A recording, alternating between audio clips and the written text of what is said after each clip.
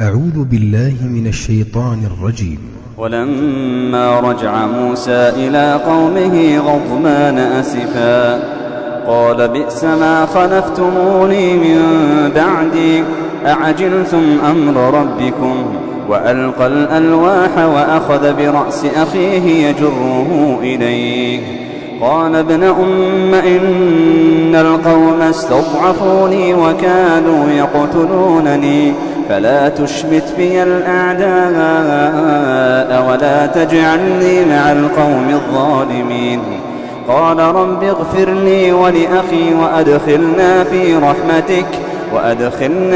رحمتك وأنت أرحم الراحمين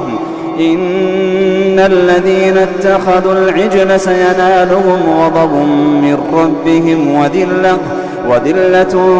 في الحياة الدنيا وكذلك نجزي المفترين والذين عملوا السيئات ثم تابوا من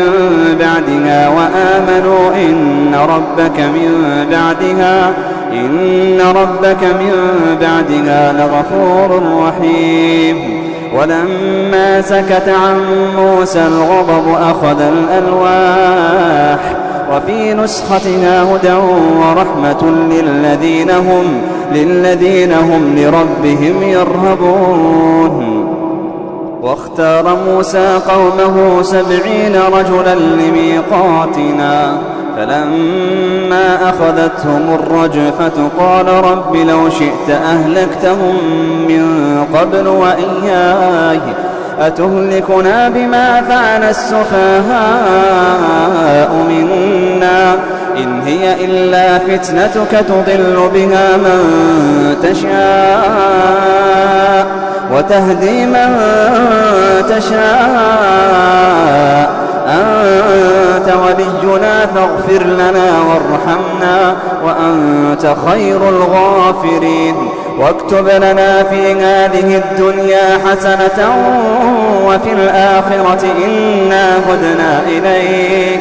قال عذابي أصيب به من أشاء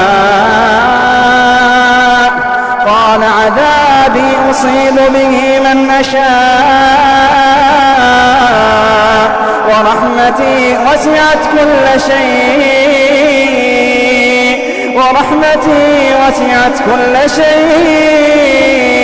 فسأكتبها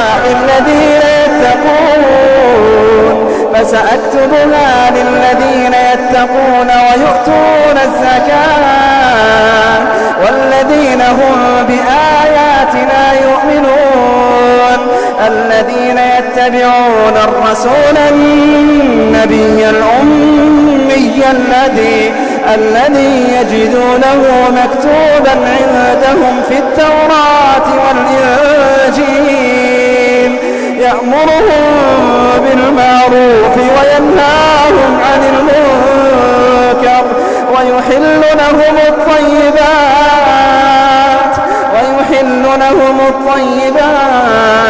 ويحرم عليهم الخبائث ويضع عنهم إصرهم والأغلال التي كانت عليهم فالذين آمنوا به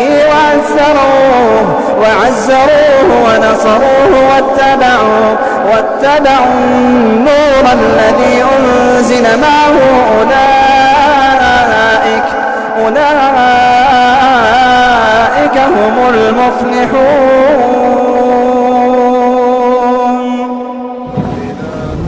TV قرآن